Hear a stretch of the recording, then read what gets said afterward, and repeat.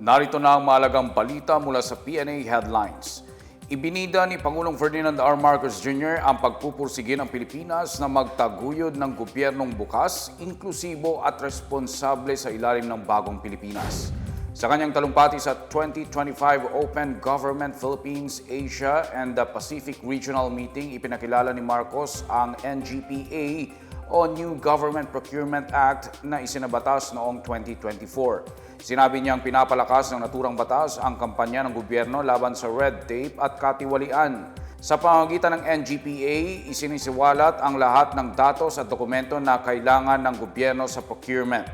Binubuksan din ito ang proseso sa mga gustong mag-obserba para mabantayan ang paggastos sa kaban ng bayan at ang pagsunod ng gobyerno sa kontrata. Sinabi pa ni Marcos na nangunguna ang Pilipinas sa pagpapatupad sa open governance sa buong mundo, gayon din sa transparency sa buong Asia. Bukod dito, naging susi sa bukas ng pamamahala ang partisipasyon ng publiko sa pagbuo ng mga polisiya ng gobyerno sa pamamagitan ng mga inisyatibong tulad ng digitalization at freedom of information. Samantala, nanawagan si Marcos na magkaroon ng kolaborasyon ng bawat stakeholder at maging bahagi sa pagpapatupad ng open governance. Sinabi niyang ito ang susi sa kaunlaran, katatagan at kasiguruhan sa gitna ng mga pagbabago sa mundo. Umaasa naman ang Pangulo na mas lalawak pa ang kaalaman ng Pilipinas sa pagtugon sa fiscal transparency, digital governance, climate resilience at iba pang hamon sa pamamahala. Inaprubahan ng Department of Agriculture ang importasyon ng 4,000 metrikong tonelada ng sibuyas. Ayon kay DA Secretary Francisco Chu Laurel Jr., ito ay para maiwasan ang krisis sa sibuyas noong 2022 nang tumaas ng hanggang 720 pesos kada kilo ang presyo nito.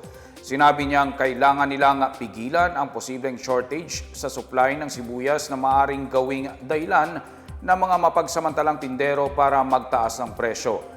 Nasa 3,000 metric tons na sibuyas na pula at 1,000 metric tons na sibuyas na puti ang inaasahang darating sa bansa sa loob ng 2 linggo habang inihintay ang anihan ng sibuyas sa bansa.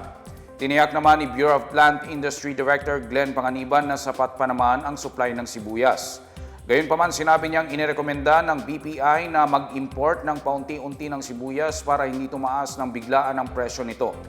Noong kalagitnaan ng Enero, nasa 8,500 metric tons ang natitirang stock ng sibuyas na pula habang mahigit 1,600 metric tons naman ang stock ng sibuyas na puti.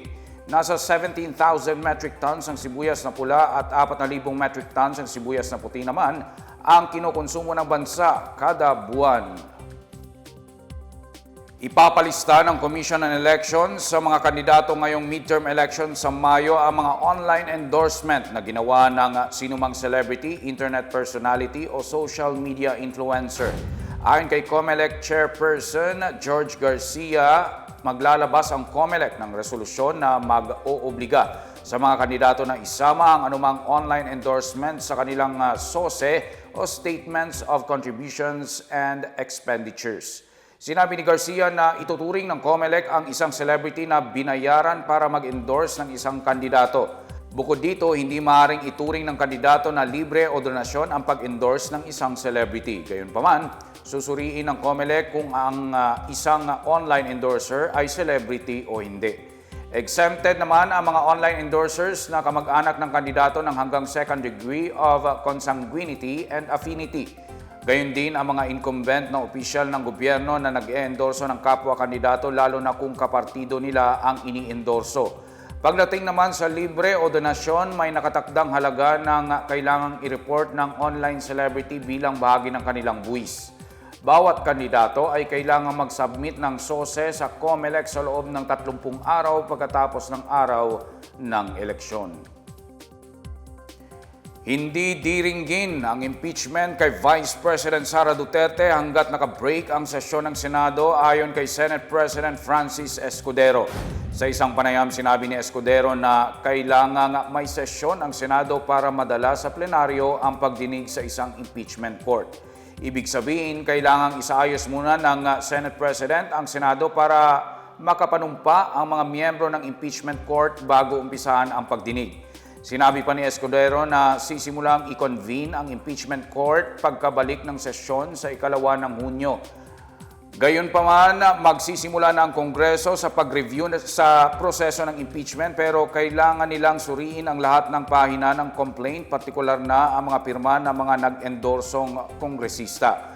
Matatanda ang isinumite ng Kamara ang mga papeles para sa impeachment sa huling araw ng sesyon ng Senado noong Miyerkules ng hapon. 215 kongresista ang nag-endorse sa pagpapa-impeach kay Vice President Duterte dahil umano sa maanumalyang paggastos sa confidential funds ng Office of the Vice President at Department of Education. Naka-adjourn na ang Kongreso bilang paghahanda sa eleksyon sa Mayo. Nanawagan ang Commission on Human Rights o CHR sa Philippine National Police na alalahaning igalang ang karapatang pantao ng mga may-ari ng baril habang nagsasagawa ng Oplan Katok. Sinabi ito ng CHR sa gitna ng paghahanda para sa eleksyon sa Mayo kabilang na ang pagpapatupad ng gun ban. Sa Oplan Katok, dadalaw ang mga pulis sa mga bahay ng mga may-ari ng baril na expired na ang lisensya para palalanan silang mag-renew ng lisensya o di kaya isuko ang mga di-lisensyadong baril.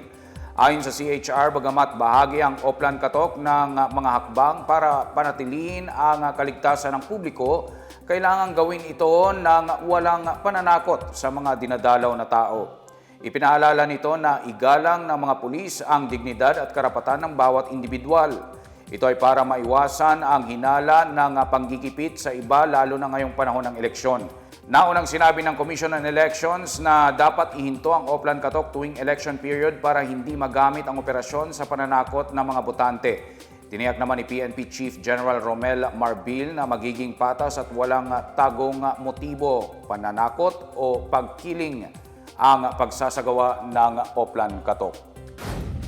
At yan ang pinakabago at pinakamahalagang balita sa mga oras na ito, hatid sa inyo ng PNA Headlines. Para sa iba pa mga balita at impormasyon, bisitahin lamang ang aming webpage, pna.gov.ph o ang aming Facebook at X account ng Philippine News Agency. Ipinapalabas din ang PNA Headlines sa Facebook page ng serbisyo. Mapapanood naman ang PNA Headlines sa pamamagitan ng link sa website ng News and Information Bureau sa ilalim ng PNA News at sa YouTube account ng Philippine News Agency. Ako po si Wilnar Barcelona, ito ang PNA Headlines na ng mga balitang nagbubuklod sa bagong Pilipinas.